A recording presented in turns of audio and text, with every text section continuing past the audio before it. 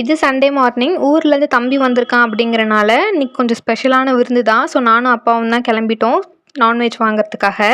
நாங்கள் 2 பேரும் பைக்கில் போகும்போது என்ன பேசுவோம் தெரியாது. ஆனால் ஏதாவது ஒரு டாபிக் பேசிகிட்டே போவோம். ஆனால் சம்மந்தமே இருக்காது. நாங்கள் பாட்டுக்கு ஏதாவது ஒன்று பேசுவோம். அதேமாதிரி அப்பா வந்து கொஞ்சம் அறிவியல் நாலேஜ்லாம் சொல்லிக் கொடுப்பாங்க.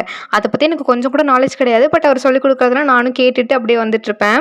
அவரோட சின்ன வயசில் நடந்த கதை, அவர் என்னென்ன சேட்டை பண்ணார், எங்கெல்லாம் போவார், என்னெல்லாம் பண்ணுவார் அப்படிங்கிற ஃபுல் ஸ்டோரியுமே சொல்லி தருவார். அப்படியே நாங்கள் பேசி பேசி ஒரு வழியாக துறையூருமே ரீச் ஆகிட்டோம். துறையூரோட என்ட்ரன்ஸில் வந்து இந்த மாதிரி ஒரு மதருக்கான ஒரு இடம் வந்து இருக்கும்.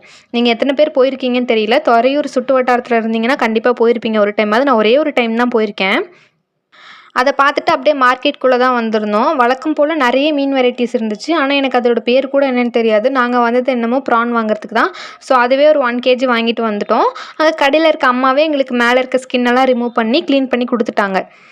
ஸோ அதுவும் வாங்கிட்டு டேரெக்டாக நாங்கள் வீட்டுக்கு போகலான்னு பார்க்கும்போது தான் எங்கள் அப்பா எப்போவுமே சாப்பிட்ற ஒரு டீ கடை வந்து துறையூரில் இருக்குது. அந்த டீ கடை மெயினில் எங்கேயுமே இருக்காது. கொஞ்சம் இன்டீரியராக உள்ளே போகிற மாதிரி தான் இருக்கும். ஸோ அந்த கடைக்கு தான் இன்னைக்கு அப்பா கூட்டிகிட்டு போயிருந்தார்.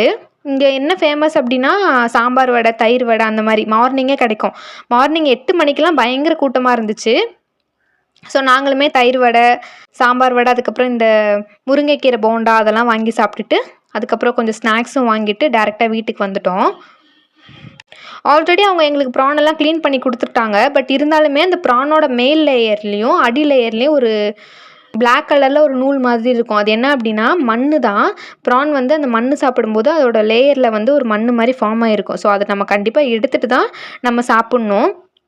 ஸோ லைட்டாக நம்ம கத்தி வச்சு கீறும் போதே அந்த பிளாக் கலர் லேயர் வந்து வந்துடும். ஸோ அதை அப்படியே ரிமூவ் பண்ணிட வேண்டியதான். இதே ப்ராசஸ் தான் ப்ரானோட அடியிலையுமே அந்த பிளாக் கலர் லேயர் இருக்கும். ஸோ அதுலேயுமே க்ளீன் பண்ணிவிட்டு நம்ம டேரெக்டாக சமைக்க ஆரம்பிச்சிடலாம். ஒரு 2 to 3 டைம்ஸ் மட்டும் வாஷ் பண்ணிவிட்டு அதுக்கப்புறம் நம்ம டேரெக்டாக குக் பண்ண ஆரம்பிச்சிடலாம். இந்த வீடியோ பிடிச்சிருந்துச்சி அப்படின்னா மறக்காமல் சேனலை சப்ஸ்கிரைப் பண்ணி சப்போர்ட் பண்ணுங்கள்.